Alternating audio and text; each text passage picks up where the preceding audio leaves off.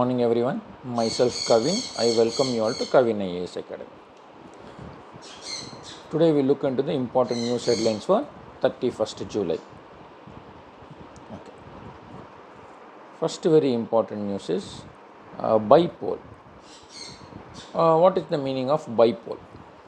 See, bipole means, at times what happens is yesterday நம்ம நேற்று இந்த பஞ்சாயத்து ராஜ் இன்ஸ்டிடியூஷன்ஸ்லாம் பார்க்கும்போது நம்ம பார்த்தோம். அப்போ வந்து பைப்போல்னால் தமிழில் நான் சிம்பிளாக சொல்ல போனேன் இடைத்தேர்தல், அவ்வளோதான், வேறு எதுவுமே கிடையாது. ஓகே, நான் பஞ்சாயத்து ராஜ் இன்ஸ்டிடியூஷன்ஸ் பற்றி நேற்று பேசும்போது நான் சொல்லியிருந்தேன். இப்போ ஃபார் எக்ஸாம்பிள் ஒரு எம்பிஓ எம்எல்ஏ ஒரு 10 or 5 years சப்போஸ் அவர் அந்த டேர்முக்கு நடுவுலேயே வந்து ரிசைன் பண்ணிட்டார், இல்லை டெத் ஆயிடுச்சு, இல்லை டிஸ்குவாலிஃபை பண்ணிட்டாங்க, பீட் ஆஃப் எனி திங். அந்த மாதிரி சுச்சுவேஷனில் அந்த தொகுதிக்கு இடைத்தேர்தல் வரும். ஓகே, அதுதான் பைப்போல். ஓகே, இது ஒரு it's a very general sense. பைப்போல்னால் என்னன்னு தெரியாதவங்களுக்கு நான் ஒரு எக்ஸாம்பிள் கொடுத்தேன். Okay, pellet gun part of graded response. Okay, see ஒரிசாவில் ஃப்ளட்ஸு. ஓகே, இது ஒரு மான்சூனோடைய ஒரு game. So today we'll have a session on Indian monsoon. Okay, fine. இங்கே பாருங்கள், எவ்வளோ நாளாக இதே இஷ்யூ போயிட்டுருக்குது பாருங்கள். The Kaveri Water Management Authority which met in Delhi on Thursday upheld the Kaveri Water Regulation Committee's order directing Karnataka to release water to Tamil Nadu at the rate of 3,500 cusecs per day for 15 days. The Kaveri Water Management Authority is the apex body that monitors implementation of water release as per Supreme Court's verdict. Asked Karnataka to release water to Tamil Nadu in accordance with the CWRC's order. The Kaveri Water Regulation Committee had on Tuesday ordered Karnataka to commence the release of water to Tamil Nadu, with effect from Wednesday. However, Karnataka filed an appeal against the CWRC's order to the Kaveri Water Management Authority. At Thursday's meeting, Karnataka appealed to the Kaveri Water Management Authority to keep the Kaveri Water Regulation Committee's order in abeyance for another 15 days, fortnight, 15 days, and take a call after reviewing the evolving hydrological situation. But the Kaveri Water Management Authority, which looked into the issue besides taking stock of the hydrological condition, endorsed the Kaveri Water Regulatory Committee's report. அதான் சொல்கிறாங்க. That is first வந்து Kaveri water regulatory committee ஒரு தீர்ப்பு கொடுத்தது. That is தமிழ்நாடுக்கு அடுத்த 15 நாளைக்கு 3500 cusecs ஒரு டே அப்படின்ட்டு ரிலீஸ் பண்ணுங்க அப்படின்னு சொன்னாங்க. கர்நாடகா கவர்மெண்ட் வந்து இல்லை, authority Kaveri water management authority கிட்ட அப்பீல் பண்ணாங்க. அவங்க என்ன சொன்னாங்க, இல்லை இந்த ரெகுலேட்டரி கமிட்டி என்ன ரெக்கமெண்டேஷன் கொடுத்துருக்கோ அதை நீங்கள் ஃபாலோ பண்ணுங்கள், அடுத்த 15 நாளைக்கு 3,500 cusecs of water ரிலீஸ் பண்ணுங்கள். In its submission before the water management, Karnataka said that it is facing an acute hydrological distress and cumulative inflows into the 4 reservoirs of the Kaveri basin were 65.5% below the 30-year average due to super El Nino effect அப்படின்னு. Okay, so இப்போ இந்த 2-3 basics வருதுங்க. மான்சூன்னா என்ன, L நினோன்னா என்ன. So என்னோடய objective என்னென்னா, இன்னைக்கு today I will teach you how actually Indian monsoon works பேசிக்ஸில். Then in a day or two El Nino அது எப்படிங்க ஒர்க் ஆகுது அப்படிங்கிற நம்ம வீடியோஸ் போடலாம், பேசிக்ஸ் வீடியோஸில். ஓகே, நெக்ஸ்ட் வேறு என்ன இருக்குன்னு பார்ப்போம். பாருங்கள், அஸ்ஸாம்லேயும் ஃப்ளட்ஸு, ஒரிசாலேயும் ஃப்ளட்ஸு, இங்கே வந்து ட்ராட்டு. ஆஸ் ஐஏஎஸ் ஆஃபீஸர்ஸ் சத்தீஸ்கரில் பாருங்கள் heavy rainfall. As IAS officers மறுபடியும் சொல்கிறாங்க, நீங்கள் ஸ்டூடெண்ட்ஸ்லாம் ஃப்ரெண்ட்ஸ்லாம் ஒன்றா உட்காந்து டிஸ்கஸ் பண்ணுங்கள். அங்கே இவ்வளோ ஃப்ளட் இருக்குது, இங்கே ட்ராட்டாக இருக்குது, இதை நம்ம எப்படி ரிசால்வ் பண்ணலாம். இப்போ நம்ம கென் பெத்வா ரிவர் ப்ராஜெக்ட் பற்றி ஒரு நியூஸ் பேப்பரில் படிச்சிருந்தோம். அந்த 2 ரிவர் இன்டர் கனெக்ட் பண்ணுறாங்க, கிருஷ்ணா கோதாவரி இன்டர் கனெக்ட் பண்ணுறாங்க. அப்படி இன்டர் கனெக்ஷன் பண்ணுறதுல என்னெல்லாம் சேலஞ்சஸ் வருது, அப்படி இன்டர் கனெக்ட் பண்ணால் நம்மளுடைய இந்த மாதிரி ஒரு இடத்துல ஃப்ளட்டு வருது, ஒரு இடத்துல ட்ராட் வருது, இந்த மாதிரி இஷ்யூஸை ரிசால்வ் பண்ண முடியுமா நம்மளால். அந்த மாதிரிலாம் நீங்கள் கொஞ்சம் யோசிங்க. ஓகே, சேம் பைப்போல் பற்றி போட்டிருக்காங்க.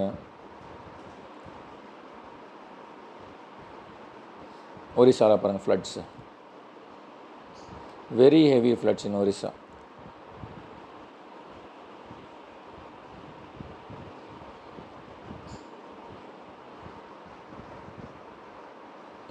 இந்த வருஷம் தான் பார்த்தீங்கன்னா கேரளாலேயும் லேண்ட்ஸ்லைட் நடந்த வயநாட்டில் ஹெவி ரெயின்ஃபால்னால். So that's the point. ஃப்ளட்டெல்லாம் ப்ராப்ளம் இல்லை, ட்ராட்டும் ப்ராப்ளம். நம்மக்கிட்ட இருக்க வாட்டர் மேனேஜ்மெண்ட் தான் problem. we do not manage our water resources properly. அதுதான் reality. Yes, this is a very, very important article. A generation in waiting. Millions of young government job aspirants in Uttar Pradesh hope for stability and upward social mobility, complain recruitment delays resulting in them losing their prime years to waiting. Mayank Kumar finds brewing discontent with youth's India's most populous state. இது ரியாலிட்டிங்க. இன்னைக்கு டேட்டில் நான் ஓப்பனாக சொல்லட்டுமா, colleges do not provide the skill required to meet today's industrial standards. அதுதான் reality. And இன்னைக்கு டேட்டில் AI, machine intelligence, machine learning, artificial intelligence, data science, இதெல்லாம் வர வர இன்னும் ஜாப்ஸ்க்கான ஸ்கோப் குறையும். ஃபஸ்ட்லாம் நீங்கள் ஒன்றும் இல்லைங்க, நம்ம ஊரில் ஜெராக்ஸ் கடைக்கு போங்களேன், இல்லை இந்த பிரிண்ட் போடுற கடை, அங்கே ஒரு டிசைனர்னு ஒருத்தர் உட்காந்துருப்பான். அவனுக்கு சம்பளம் கொடுத்து அந்த அக்கௌண்ட்டில் அந்த கல்யாண பத்திரிக்கை இந்த மாதிரி ஏதோ டிசைன் இன்னைக்கு சாட் ஜிபிடியில் போட்டால் வந்துடுது எல்லாம். அப்போல்லாம் ஃபஸ்ட்லாம் ஃபேக்ட்ரியெல்லாம் பார்த்தா ஒருத்தர் மூட்டை தூக்குறதுக்குன்னு ஒருத்தர் இருந்தான். இன்றைக்கி அவனுக்கும் வேலையே இல்லை. இன்றைக்கி டேட்டில் ஒரு பவர் பாயிண்ட் ப்ரெசன்டேஷனோ ஒரு எக்ஸலில் ஒரு ஃபைல் பண்ணணும், ஃபஸ்ட்லாம் அதுக்குன்னே ஒருத்தனை ஹையர் பண்ணிட்டு இன்றைக்கி அவனுக்கு வேலை இல்லைங்க. இன்றைக்கி இதில் சொல்கிறேன், millions of youth government job aspirants in Uttar Pradesh wait பண்ணிகிட்ருக்காங்க. இன்றைக்கி கவர்மெண்ட் ஜாப்ஸோட ரெக்ரூட்மெண்ட் குறைய ஆரம்பிச்சிருச்சு. இது ரியாலிட்டி. அது காரணம் என்னென்னு கேட்டிங்கன்னா, government has also started to use machine learning, artificial intelligence in its day to day activities. ஃபஸ்ட்லாம் அந்த டைப்பிஸ்ட்டுக்கு ஒரு வேலை இருந்தது, இன்டர்பிரட்டர்னு ஒருத்தர் இருந்தார், ஃபைலை எடுத்துகிட்டு போகிறதுக்கு ஒரு ஆள். இன்றைக்கெலாம் தேவையே இல்லையே, இன்றைக்கி எல்லாமே மெயிலில் வந்துருச்சு. ஒரு one bench to another bench ஃபைலை தூக்கிட்டு போகணுங்கிற அவசியமே இல்லை. ஆஃபீஸ் பாய்க்கு வேலையே இல்லை, அதை மெயில் பண்ணிடுறாங்க.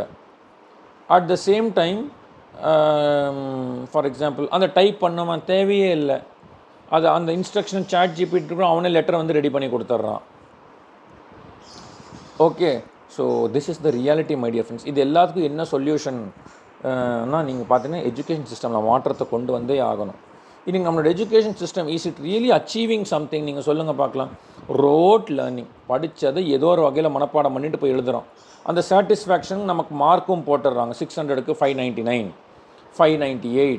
சரி, 600க்கு 599, 598லாம் வாங்குறாங்க. அவங்க தான் பயங்கர இன்டெலிஜென்ட் ஆச்சுல.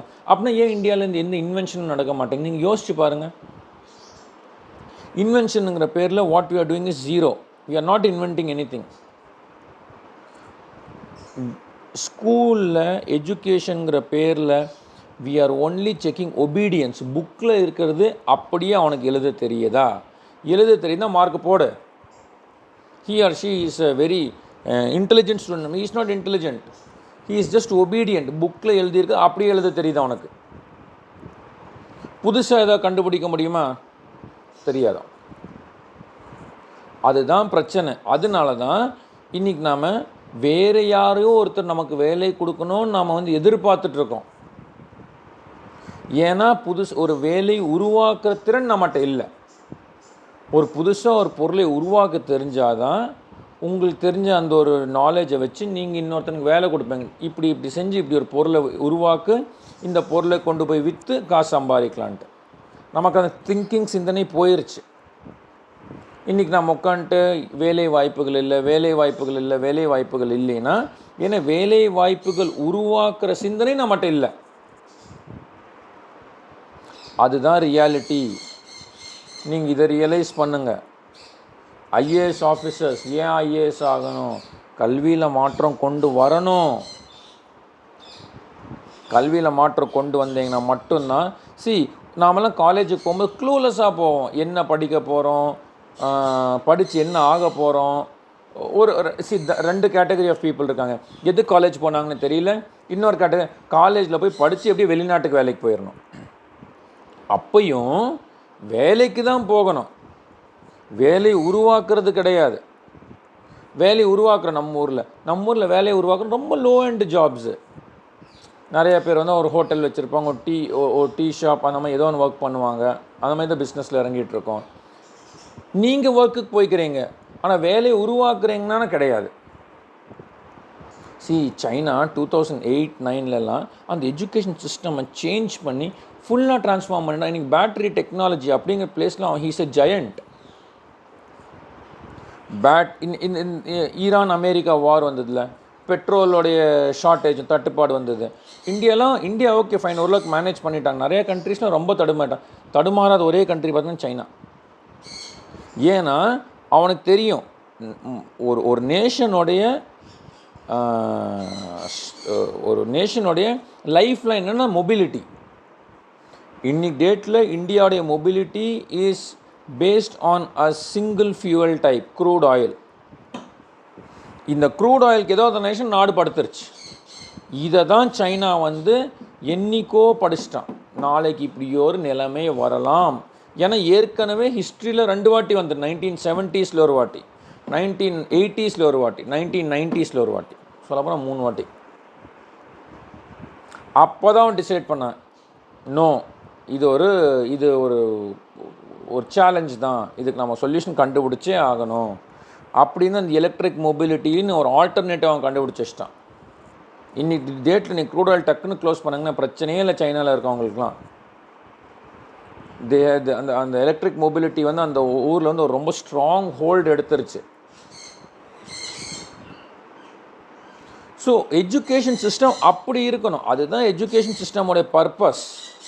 எஜுகேஷன் சிஸ்டமோடைய பர்பஸ் ரோட் லேர்னிங்கோ, இன்னொருத்தரை நம்பி வாழ்க்கையை ஓட்டணும் அப்படிங்கிற ஒரு அடுத்த ஜென்ரேஷன் உருவாக்குறது வந்து எஜுகேஷன் சிஸ்டமோட பர்பஸே கிடையாது. இங்கே நான் இந்த பேசேஜில் என்ன எழுதியிருக்கான் இதெல்லாம் வந்து நான் சொல்ல வரல. நீங்கள் காலேஜ் முடிச்சுட்டு வந்துட்டீங்கன்னா இன்னொருத்தனை நம்பி உங்கள் வாழ்க்கையை நீங்கள் ஒப்படைக்கிறீங்க, அந்த மாதிரி நிலைமைக்கு வந்து உட்காந்துருக்கீங்கன்னா education system has achieve nothing. Education system எப்போ ஒரு இது ட்ரூலி அச்சீவ் பண்ணிருச்சுன்னா, காலேஜ் முடிச்சுட்டு சொந்த காலில் நான் நிற்கிறதுக்கு எனக்கு திறமை உண்டு, அதை நான் வளர்த்திக்கிட்டேன் இந்த 4 வருஷம் படித்த படிப்பில், அப்போ தான் education system is successful. Otherwise இது இயர் ஆன் இயர் நடக்கும். ரொம்ப சிம்பிள். ப்ரைவேட் ஜாப்ஸ் குறையுது. ப்ரைவேட் ஜாப்ஸ் கொஞ்சம் டேக்ஸ் பேயர்ஸ் குறைவாங்க. டேக்ஸ் பேயர் கொஞ்சம் கவர்மெண்ட்டுக்கு வர வருமானம் குறையும். கவர்மெண்ட்டுக்கு வர வருமானம் குறைஞ்சதுன்னா கவர்மெண்ட் ரெக்ரூட்மெண்ட் குறையும். இதுதாங்க அவுட் ரைட் ரியாலிட்டி. ஓகே, இன்னொன்று நான் சொல்கிறேன், கவர்மெண்ட்டுக்கு வர வருமானம் குறையிறது ஒரு பக்கம், ரெண்டாவது வந்து ப்ரைவேட் ஜாப்ஸில் ஆப்பர்ச்சுனிட்டி குறைய ஆரம்பிச்சதுன்னா people will find ways to get into government jobs. ஏன்னா ஒரு ஜாப் செக்யூரிட்டி வேணும். அப்போ யாருக்கிட்டலாம் வந்து அந்த கொஞ்சம் மணி பவர் இருக்குதோ அவங்க என்ன பண்ணுவாங்கன்னா சீட்டிங் பண்ணுவாங்க, எக்ஸாம் சிஸ்டமே மாத்திர ட்ரை பண்ணுவாங்க, பேப்பர் லீக்ஸ் நடக்கும். ஓகே, தென் இப்போ ஒரு கரண்ட் கவர்மெண்ட் ஆஃபீஸர் அந்த பொசிஷனில் போய் உக்காந்தானா சிஸ்டம் என்ன ஆகும் நீங்கள் யோசிச்சு பாருங்கள். இதோட consequence 5 years 10 years down the line என்ன நடக்கும் தெரியுமா? System has become corrupt. Okay, life will become unlivable. நீங்கள் ஹாஸ்பிட்டல் போவீங்க, அங்கே போனீங்கன்னா ஏதோ இப்போ காய்ச்சல் அப்படின்ட்டு நீட்டில் சீட்டிங் பண்ணிவிட்டு அந்த பொசிஷனுக்கு வராங்களே அவங்களுக்கு ஐடியாவே இருக்காது. டாக்டர் ஆஸ் அ ப்ரொஃபஷன் வந்து ஏர்னிங் அது எல்லாம் மட்டுமே, பட் ஆஸ் அ ப்ரொஃபஷன் நீங்கள் டாக்டர் ஆகணுன்னா அது அவ்வளோ ஈஸி கிடையாதுங்க. அங்கே வேறு லெவல் ஆஃப் கமிட்மெண்ட் தேவை.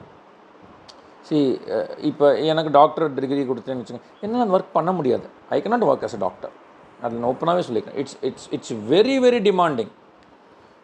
நீங்கள் வந்து பர்சனல் லைஃப் கிடையாது, anytime you will be called for an emergency.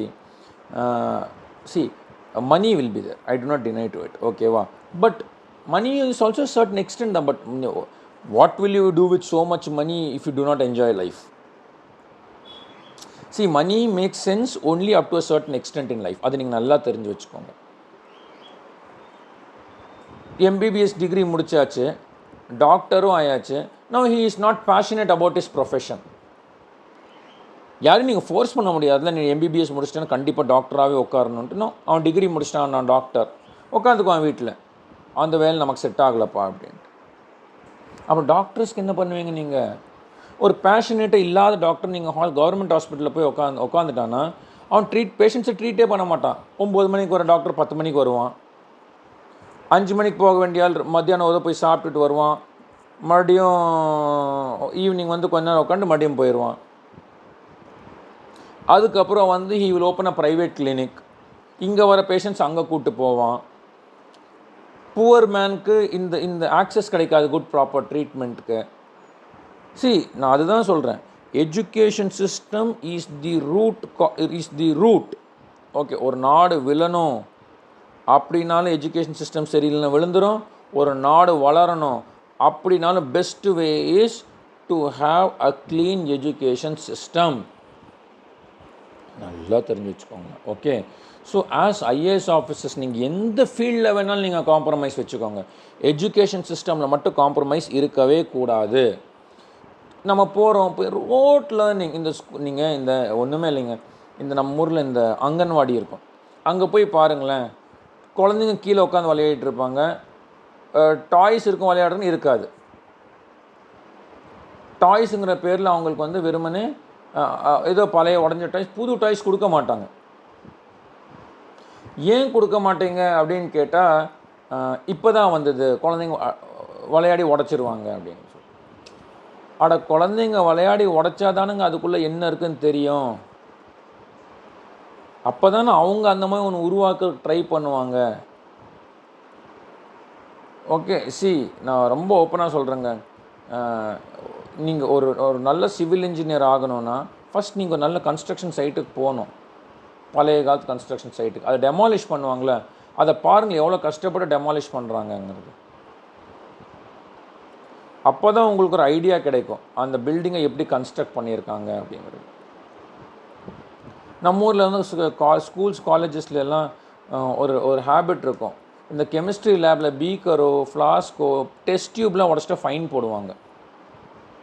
அந்த டெஸ்ட் டியூபில் 10 ரூபா 12 ரூபா இருக்கும், அவ்வளோதாங்க. ஒரு தடவை ஃபைன் போட்டிங்கன்னா பையன் வந்து பயந்துருவான், டெஸ்ட் டியூபை பயந்து தொடுவான். அதுக்கப்புறம் எப்படிங்க புதுசாக ஒரு எக்ஸ்பெரிமெண்ட் பண்ணுவான், பயம் இல்லாமல் ஒரு 2 கெமிக்கல்ஸை மிக்ஸ் பண்ணுவான். தென் innovation is dead.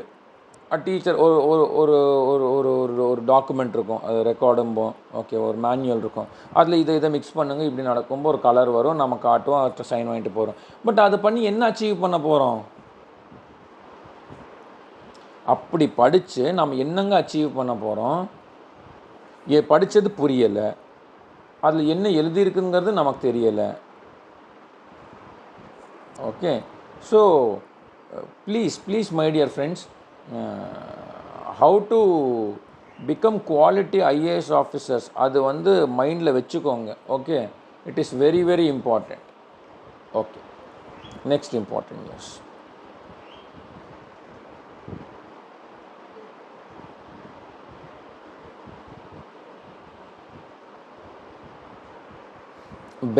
Bay of Bengal as India's Shanti anchor. Yes. இங்கே பாருங்கள், இதில் சாந்தி ஆங்கர்னா என்னென்னா, the Bay of Bengal region is one of world's most disaster prone regions, lacks coordination mechanism to respond to natural disasters, non-traditional threats such as climate induced disasters, illegal fishing, cyber vulnerability, supply chain disruptions require regional cooperation beyond bilateral aid or maritime power. This gap growing capacity without shared norms highlights the need for stronger maritime security. On July 13, External Affairs Minister S. Jaishankar introduced super term securing holistic advancement through norms, trust and integrity, Shanti, while launching India's candidature for United Nations Security Council for 2028-29. Okay, bay of Bengal ரீஜனில் வந்து ஒரு ஒரு ஒரு coordination. Actually இது ரொம்ப vulnerable ரீஜனுங்க, bay of Bengal region. இப்போ நம்ம ஒரிசாவே பாருங்கள் எவ்வளோ பெரிய ஃப்ளட்ஸ் இருக்குது. நீங்கள் you take the case of Bangladesh, it's highly vulnerable to all kinds of climate vulnerabilities பார்த்தீங்கன்னா, ரைட் ஃப்ரம் ஃப்ளட்டிங். கொஞ்சம் சீ லெவல் ரைஸ் ஆகட்டும், பங்களாதேஷோடைய story is over. Okay, so இந்த ஏரியாவில் நம்ம ப்ராக்ரெஸ் பண்ணணும் அப்படின்னா வந்து நமக்குள்ள ஒரு கோஆர்டினேஷன் வேணும். அதுதான் வந்து இந்த சாந்தி அப்படிங்கிற ஒரு இதில் வந்து நம்மளோட எக்ஸ்டர்னல் அஃபேர்ஸ் மினிஸ்டர் சொல்லியிருக்காரு. ஓகே ஓகே, டெம்பர் ரெஸ்பைட்லாம் secondary. Okay,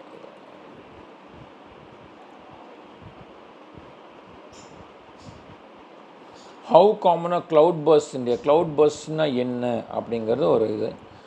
I'll take this in the general classes. Cloud burst na enna, rainfall na eppadi nadakudhu, monsoon na ennangadhu nam paapom. This is very very important. Why did Kaveri panel order Karnataka's to release water? In the brief issue enna appdi neenga pathina, in the daily 3500 cubic feet per second of water release panna sollirukanga. Yaru?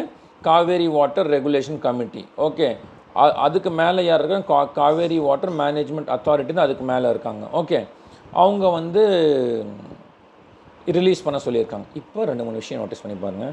According to the notification issued by the union ministry of Jal Shakti in June 2018, the committee monitors daily water level inflows into the storage at each of the reservoirs. அப்படின்னா நமக்கு என்ன தெரியுது?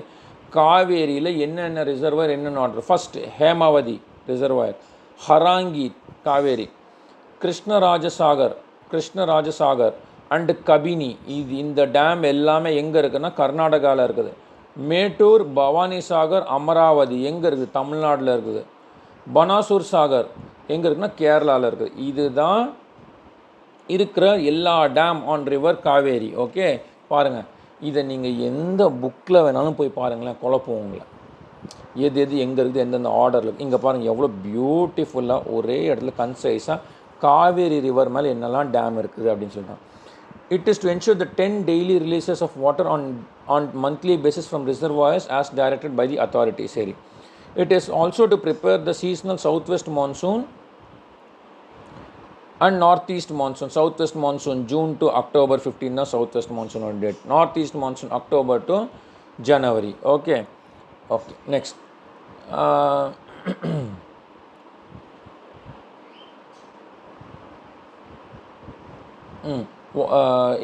இது வந்து committee வந்து எப்படி டிஸ்ட்ரெஸ்ல இருக்கா இல்லையா அப்படின்னு எப்படி கண்டுபிடிக்கலாம். hydrometeorological conditions prevailing in the Kaveri basin, including rainfall recorded and the forecast or outlook for ensuing fortnight live storage position, inflows into and outflows from the 8 reservoirs, and the realization of flows in Billigundulu are reviewed and deliberated upon in detail.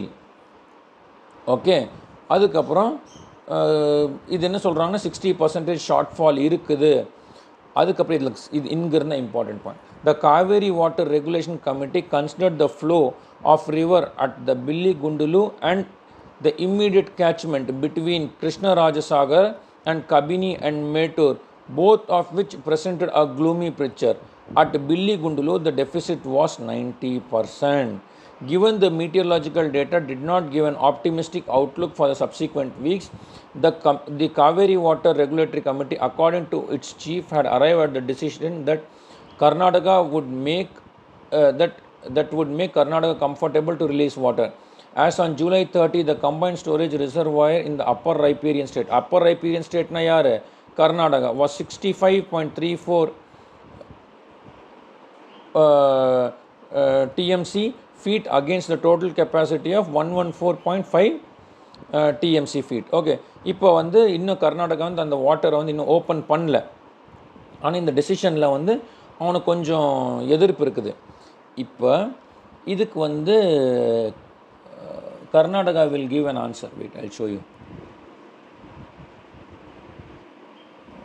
இது கீழே வரும்னு நினைக்கிறேன் இன்னொரு ஆர்டிக்கலில். Hold on.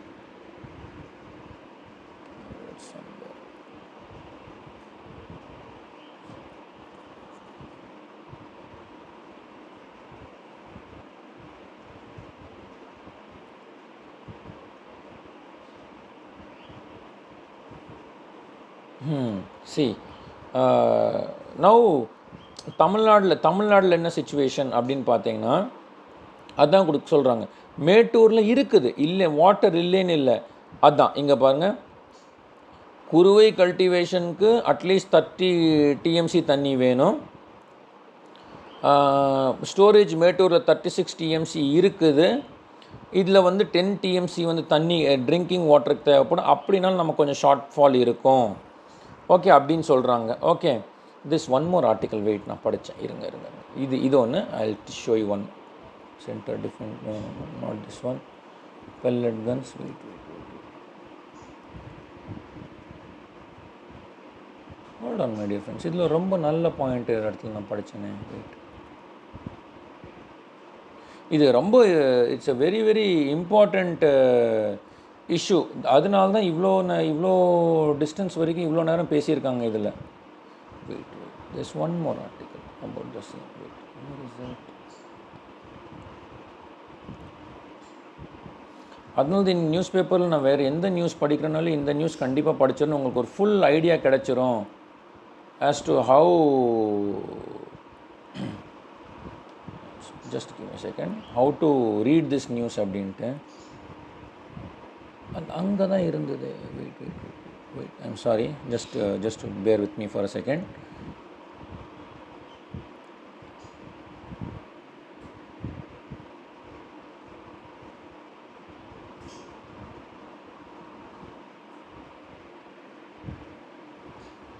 அதில் கர்நாடகாவோட ரெஸ்பான்ஸும் இதுலேயே capture பண்ணி வச்சுருந்தாங்க.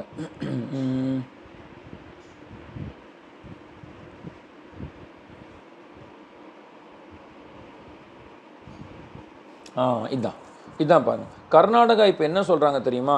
கர்நாடகா ஆர்கியூட் தட் எங்களுக்கு வந்து சவுத் வெஸ்ட் மான்சூனில் மட்டும்தான் ரெயின் கிடைக்கும் கர்நாடகா சொல்கிறாங்க.